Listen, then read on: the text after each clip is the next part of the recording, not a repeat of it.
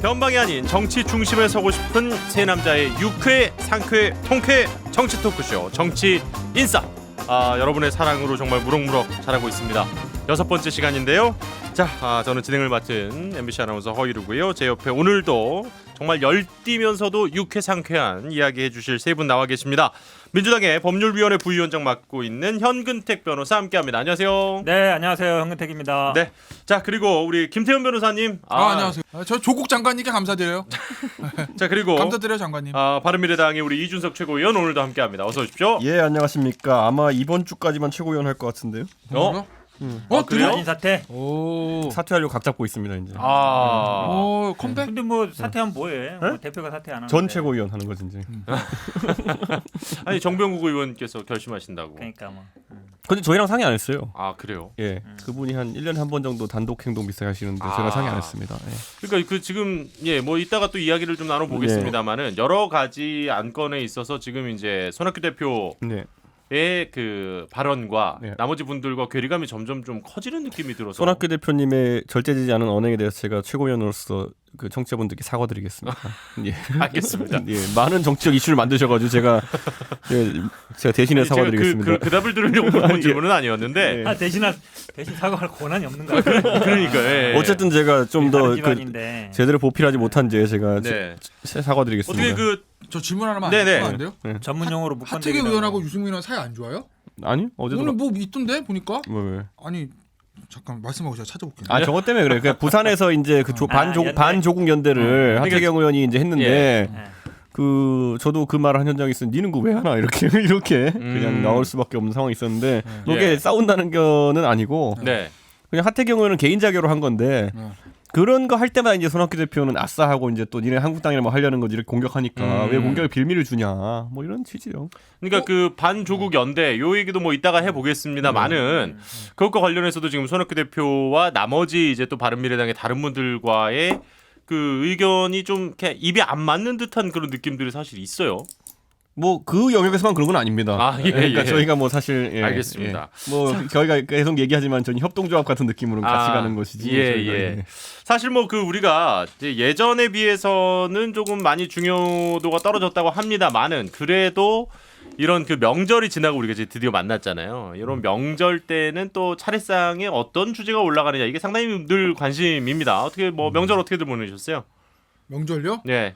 저는 애가 고3이어가지고 네. 라이딩 꼼짝없이. 그렇죠. 네. 뒷바라지 하느라고. 뒷바라지. 별거 아무것도 안 했는데 뭐 그래도 저는 명절에 저의 관심은 오직 우리 장관님. 알겠습니다. 뭐 이따가 또 오타쿠 기질이 있어서 오늘 또 꽂히면 그냥 가요 끝까지. 오늘 또 그 주제가 어쨌든 들고 오셨기 때문에 그렇죠. 이야기를 나눠볼 거고요. 저는 그냥 수락 마무리 될 때까지 장관님 할 거예요. 우리 이준석 의원께서는 아니 저는 원래 명절에 가족들끼리 이제 큰 집에서 모이는데 그 사실 지난주에 제 여동생이 그 결혼을 하는 바람에 그때 친지들이 다 모였다고 그냥 큰아버지께서 그 명절 모이는 걸 취소해 버리셨어요. 그래가지고 명절 때는 저희 지역구에서 그냥 PC방 가서 애들 뭐 하나 보고 이렇게 했습니다. 그렇게 그 바닥을 또 다지시는 명절 민심 보기 제일 좋은 곳이 PC방입니다. 그리고 노래방 이런 것들. 그러니까 가족들이 모여서 1차는 밥을 같이 먹고 좀 경제 사정이 괜찮은 시즌에는 이제 좀 더 2차, 3차를 어떻게 가족들이 즐기는데 이번에는 노래방 하시는 분이 저한테 하소연을 많이 하더라고요. 그 시간대 노래방에 오는 사람이 참 없었다.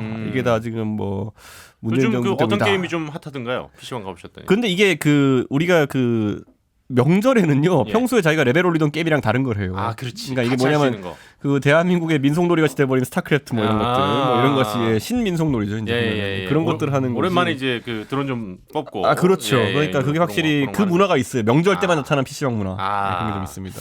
우리 현근택 변호사님은 어떻게 보내셨어요? 저는 거의 텔레비랑 살았습니다. 예전에 옛날에 이제 미드를 많이 봤는데 최근 몇 년 안 봤거든요.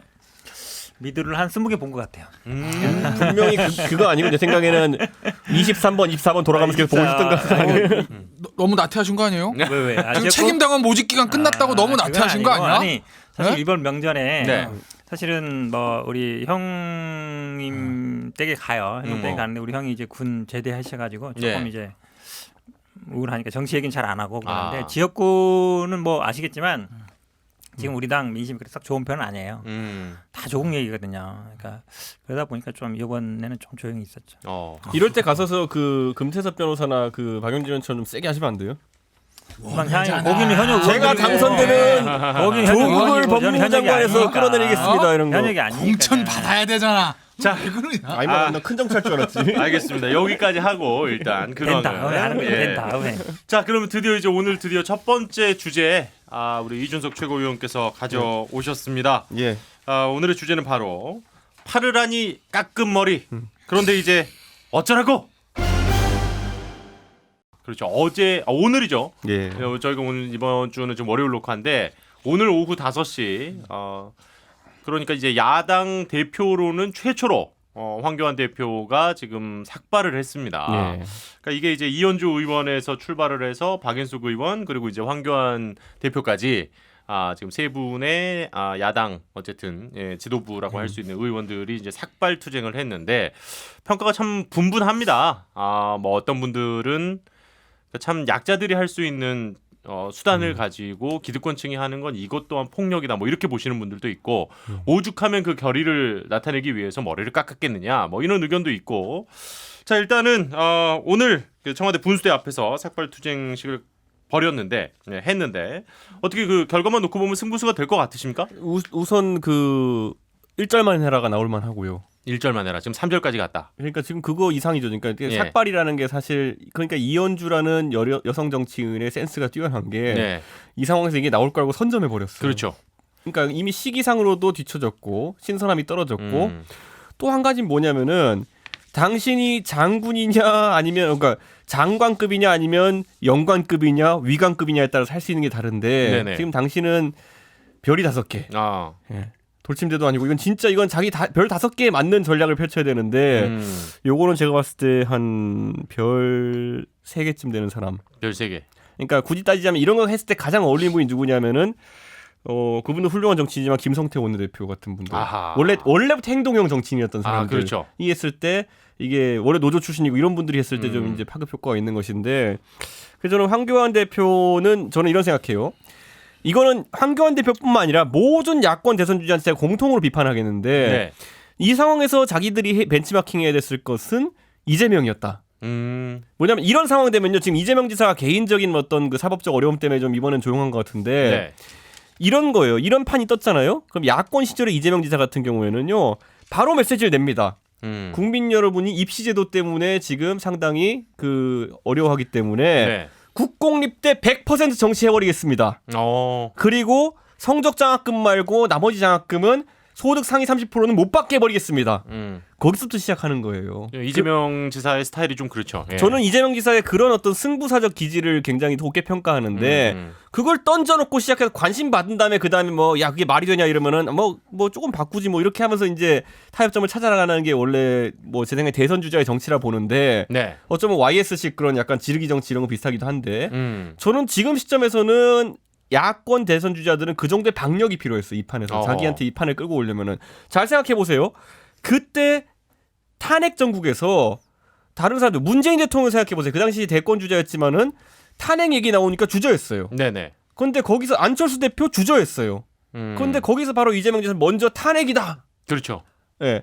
그리고 그게 나중에 현실까지 됩니다. 그러니까 거기서는 어떨 땐 약간 앞서 나가는 메시지 같기도 하고 약간 비현실 같은 메시적인 메시지도 하지만은 그 정도 판을 만들어야죠 보면은. 사실 그 지난주에 우리가 이제 말미에 어떻게 될까요? 이렇게 물어봤을 때 이준석 위원께서 그런 얘기를 하셨어요.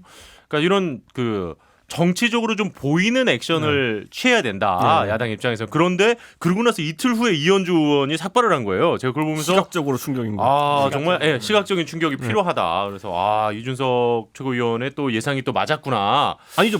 아닌 거죠. 그러니까 이현주 의원이 하면 안 되는 거였어요. 그때 당시에 그러니까 예측이라는 게 제가 해야 돼 그러면. 저는 오히려 좀 야권 전반적으로 그런 분위기 때문에 좀 세게 할 줄 알았는데 이현주라는 굉장히 개인 플레이 할 수밖에 없는 상황에도 무소속 의원이 지금 한 상황이기 때문에 그게 일어났음에도 임팩트가 전혀 이제 기대치보다 못했던 거예요. 사실 오늘 세계는 그리고 우리는에서 정청래 전 의원이 이런 얘기를 했습니다. 삭발은 하루 반짝이라 효과가 좀 적다.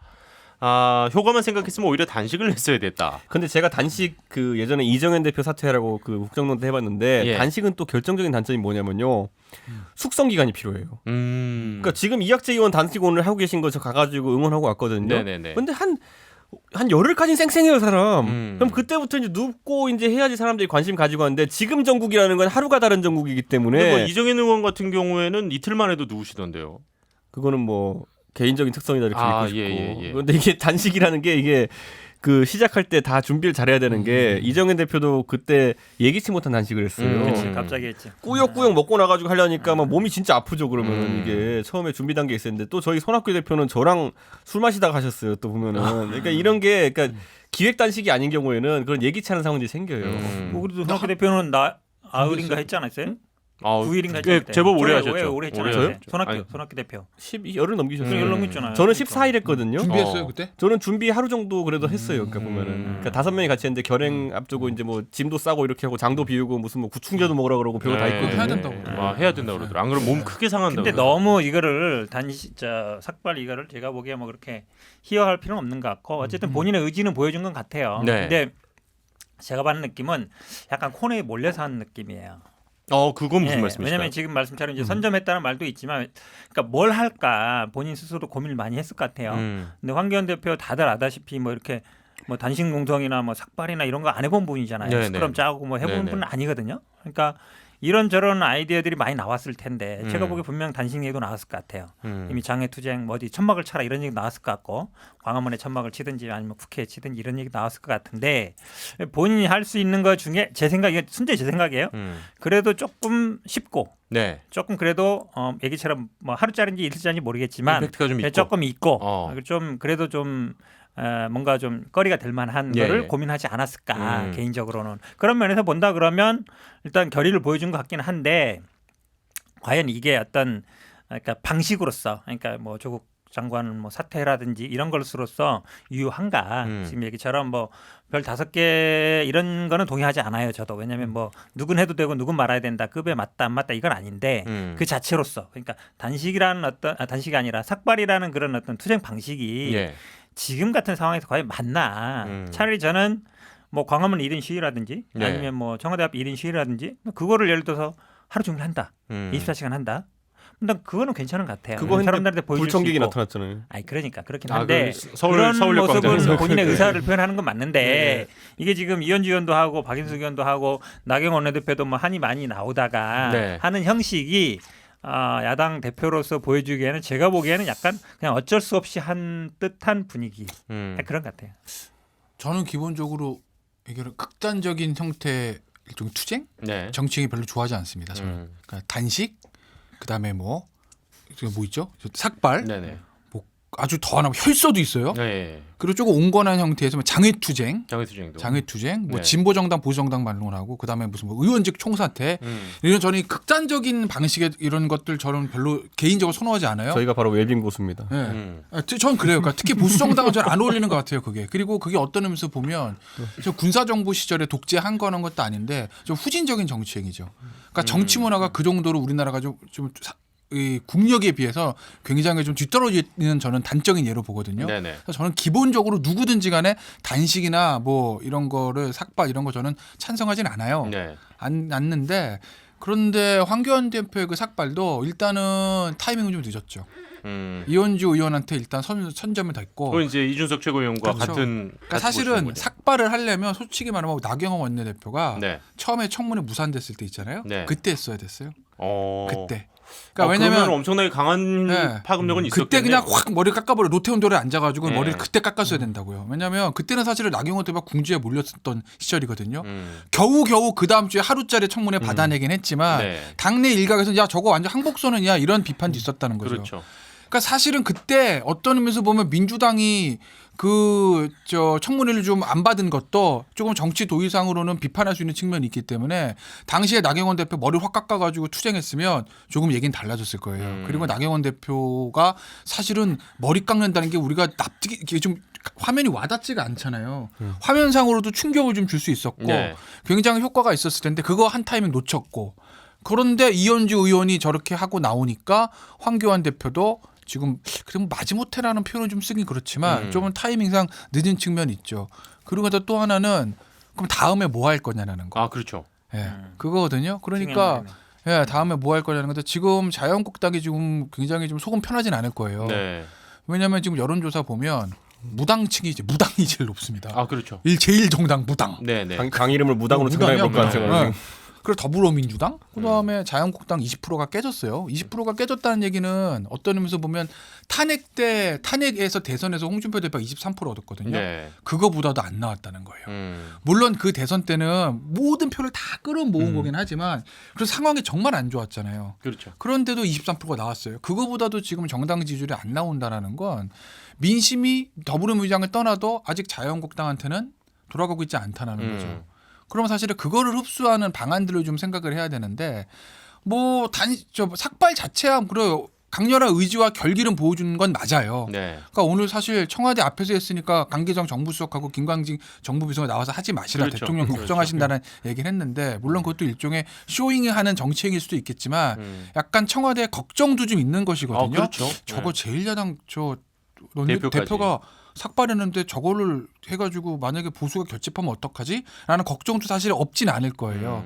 근데 다만 뭐 그렇기 때문에 오늘로서의 효과는 좀 거둔 건 있겠지만 내일부터 그럼 황교안 대표가 어떤 메시지를 내고 어떤 전략을 내고 과연 이 전국을 어떻게 주도할 수 있는 것이냐라는 그 문제들. 그러니까 저희 뭐 할 것 같아요, 황교안 대표. 아니 제가 1년 전에 가졌던 그 기억의 트라우마가 뭐냐면요. 그 처음에 손학규 대표가 본인이 무슨 뭐 연동형 비례대표제를 선호하신다 이런 얘기할 때 그냥 다들 그냥 뭐 그러세요 이랬어요. 근데 어느 날 갑자기 그 쏙쏙쏙 하시더니만은 아까 말했듯이 저랑 식사하시고 나신 다음에 바로 이제 한 2-3시간 뒤에 갑자기 단식을 선언해 버렸어요. 그러니까 이 70대신 분이 갑자기 그 단식 선언하시고 들어누워가지고 로텐도어에서 그러고 있는데 거기다 반대 의견 내기 되게 힘듭니다. 아 그렇죠. 젊은 사람들이 가가지고 대표님 이거 아니라고 이렇게 하기도 그러니까 하다 보니까 우리 당은 당론 비슷하게 돼버렸어요. 근데 정작 나중에 그걸 또 패스트 트랙으로 밀어붙이려고 하네. 그때 되면 이제 아니 이걸 이렇게 우리 논의도 안 하고 이렇게 하는 게 그때부터 우리 당이 이제 폭발한 거거든요. 근데 지금 자유한국당도 이번에 황교안 대표의 그 삭발이라는 것이 잠깐 이제 주목을 받는 효과는 있겠지만은 당내에 무수한 이견을 만들어낼 겁니다. 왜냐하면 지금 정기국회가 다가오고 있고 그렇죠. 이 국면에서는 원내에서 뭘 해보자라는 얘기도 나와요. 근데 지금 상황에서 오늘 삭발하는데 당장 자유한국당 의원 최소 제 생각에 30-40명 간 것 같아요.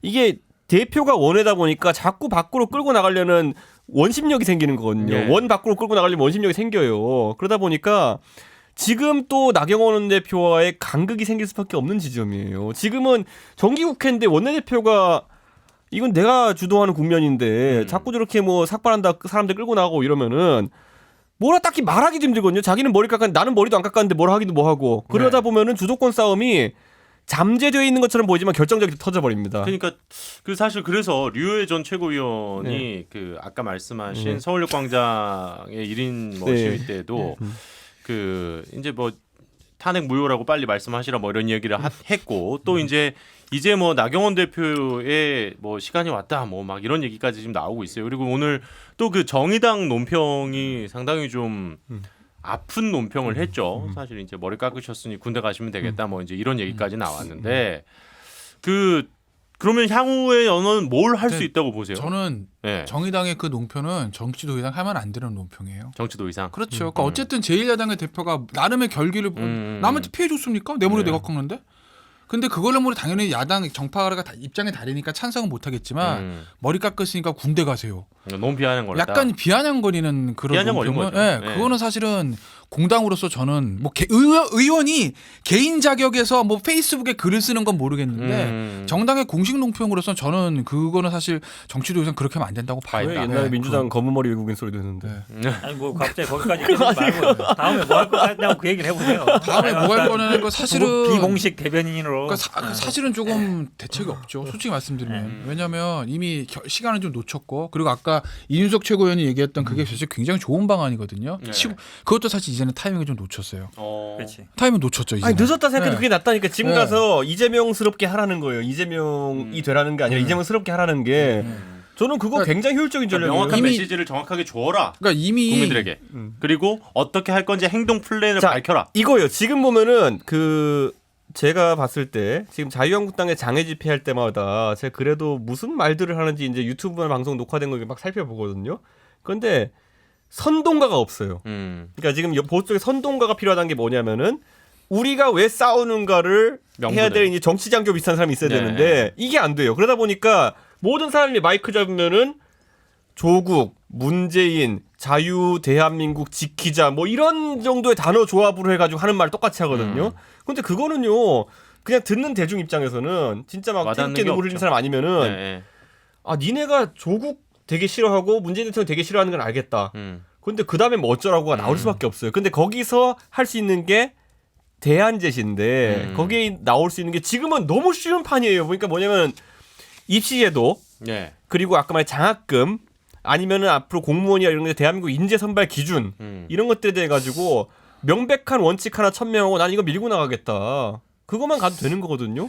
근데 그거를 지금 야권 대선 주자들이 주저하고 있어요. 어떻게 보세요? 그게 근데 이제 자유한국당의 굉장히 근본적인 어려움인데 메신저에 문제가 있기 때문에 메시지가 안 먹히는 거예요. 그러니까 메신저 자체가 이제 신뢰를 못 받고 있기 때문에 현재 상황으로서는 그런 경우들이 많죠. 그러니까 거기서 나오는 메시지가 어떤 그러니까 예전에 탄핵 때 이재명 지사가 그렇게 했을 때 당시 시장이죠.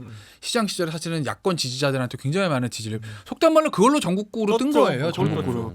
근데 지금의 자유한국당 의원들 누가 하나 그런 메시지가 내도 힘을 받지 못할 거예요. 메신저 자체의 신뢰가 문제니까. 떨어지기 때문에. 그러니까 솔직히 말씀드리면은 이번 판은 자유한국당이 먹을 수 있는 판은 이미 넘어섰어요. 전 모레도 못 먹는다고 봐요. 그러니까 제가 지난번에 그런 말씀드렸잖아요. 저희 보수 진영 어떤 분이 저한테 이거 새끼가라 전투인데 그 얘기 말씀드렸잖아요. 네네네. 지난주에 여기서 말씀하셨죠. 그 보수 진영 내에서 그 얘기가 나올 정도로 지금 보수 언론이 앞장서 있는 판이지 자유한국당은 쫓아가는 판이거든요. 네. 이번에 청문회 때 보세요. 그렇죠. 청문회 자체만 놓고 보면 민주당이 완승이에요. 유효타가 없었으니까. 네, 잘 방어를 했으니까 네. 민주당 그래서 굉장히 조직적으로 잘 방어를 했어요. 어떤 딱 역할 나눠서. 어떤 분 얄미울 정도로 네. 진짜 들어가서 막 꼬집어주고 싶을 정도로 방어를 잘 했어요. 뭐 여당 의원으로서 역할을 다 한 거죠.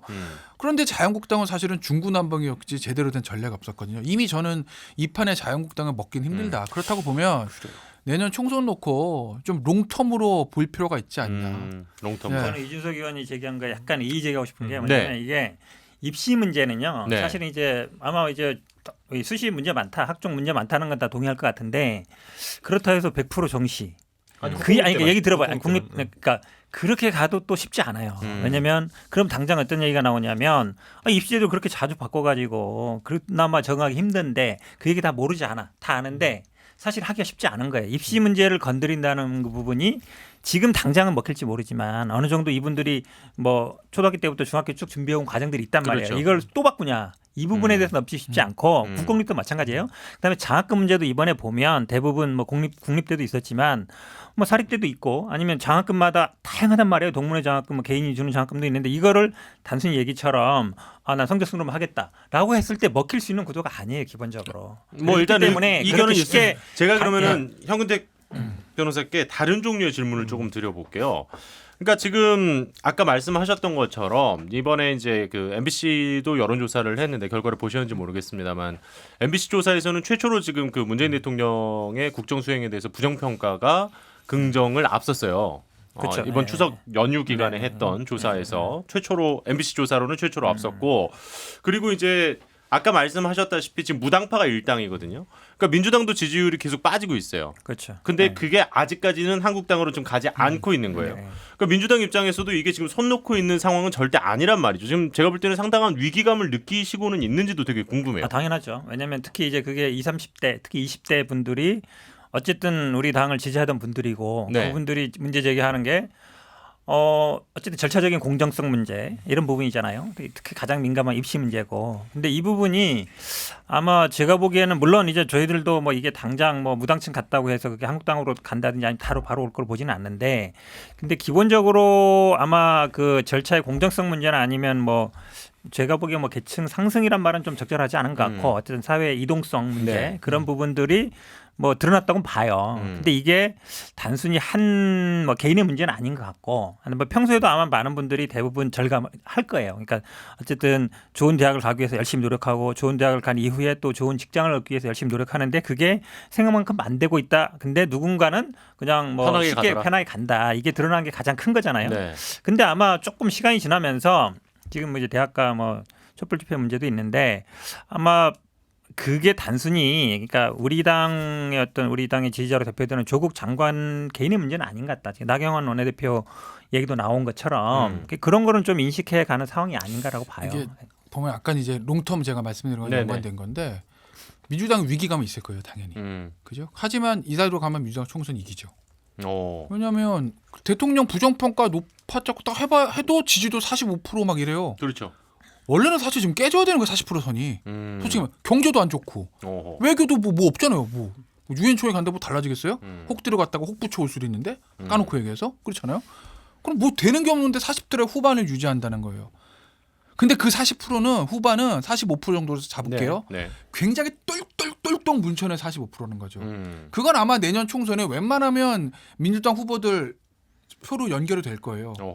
그러면은 나머지 55%가 다 뭉치느냐 문제는 그러면은 야당 이기죠. 근데 그게 쉽지 않다라는 거예요 지금. 그래서 제가 이제 롱텀 말씀드리는 건 지금 황교안 대표도 그렇고 나경원 원내대표도 그렇고 지금 하나의 이 조국 정국으로 인해서 자유한국당이 지금 20% 선도 깨지는 참 역설적인 상황이 발생했지만 하나의 소득은 뭔가 야권 연대를 할 수 있는 이 부싯 마중물은 좀 됐다. 왜냐하면 사실은 우리 항상 많이 얘기했지만 야권 연대를 하려면 누군가가 나서서 거간꾼이 있지 않으면 거간꾼이 활동할 수 있는 무슨 상황 이벤트가 있어야 되거든요.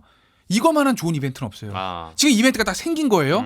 그럼 이 이벤트가 생겼을 때 이걸 빌미해서 나중에 야권 통합이든 선거 연대든 모두 큰 판에 생각해야 되는데 거기에 대한 전략이 있느냐라는 거. 근데 지금 그것도 자유한국당에서 굉장히 조금 혼란스러워하는 것 같아요. 왜냐하면 선거법 개정과 맞물려 있으니까 야 지금 선거대로 하면 1대1 하는 게 맞는데 선거법 개정되면 1대1보다는 그래도 다당제가 뭐 이런 생각도 있고 그래서 지금 전략 자체가 수립이 안 되는 게 요 얘기 받아서 이준석 의원 얘기 짧게 듣고 다음 얘기로 자연스럽게 넘어갈 수 있는 지금 얘기가 나와서 저는 민주당이 이제 지금 이 상황에서 자기들 지지율을 보면서 30% 선이 만약 위험해진다 생각하면은 선거제 때문에 중대 결단을 내릴 수도 있습니다. 왜냐하면 그거는 정의당과의 공조 파기를 얘기하는 거거든요. 왜냐하면 30% 밑으로 내려가게 되면은 사실상 여당 입장에서는 뭐 정의당과의 연립 정부를 통해서도 과반하기 어려울 수도 있는 상황이 되면은 굉장히 위험해집니다. 왜냐하면 지금 무당층이라는 게 확대되고 있는 상황 속에서 이 선거를 이제 일본에서 사실 거기도 권역별 비례대표제 이런 거 연동형을 하는데 그쪽이 어떻게 보통 발현되냐면요. 이런 식으로 무당층이 높아지면은 지역 정당이 바로 하는 경우가 생깁니다. 첫째로 그게 우리도 지난번에 겪었던 게 국민의당 같은 게 약간 지역 정당 성격이 있었어요. 사실 호남 쪽을 기반으로 근데 일본은 예전에 오사카 주변을 위주로 해가지고 일본 유신회라는 게 그때 오사카 유신회라는 게 일본 유신회가 됐거든요. 그런 게 하나 생길 수 있고 반대로 유럽식으로 튀게 되면 뭐가 생길 수 있냐면요. 녹색당 이런 게 튄다든지 갑자기 아니면 뭐 흡연자의 당, 뭐 동성애자의 당 이런 게 튈 수가 있어요. 이슈 중심으로 간 정당들이. 무당층은 정치에 대한 혐오증을 갖고 있지만은 자기의 관심사를 아주 세게 투영하는 하나가 생기면 거기에 또 표를 줄 수 있는 사람들이에요. 지금 상황에서는. 그렇기 때문에 전혀 여당이 예측하는 것과 다른 영상으로 선거 갈 수 있다 생각하면은 차라리 공조를 깨고 소선거 구제로 붙어보는 게 낫다. 그래도 단순 할 수 있는 가능성이 생기니까 그런 식으로 선거 전략을 바꿀 수도 있거든요. 그러니까 저는 그 고민의 지점들이 이제 지지율이 어디서 이 조국 이슈 때문에 걸리냐에 따라 가지고 앞으로 정계에 상당한 태풍핵이 될 수 있다 봅니다. 예, 일단은 뭐 황교안 대표의 삭발과 관련해서 그러니까 뭐 세 분 모두 그러니까 정말 상당히 큰 결심을 한 거는 맞고. 상당히 여러 가지 수를 놓고 고민을 하다가 선택한 방법인데 이 뒤에 낼 메시지라든지 액션 플랜과 관련해서는 아직까지 좀 명확한 게 보이지는 않는다. 뭐 이런 얘기들을 해주셨어요.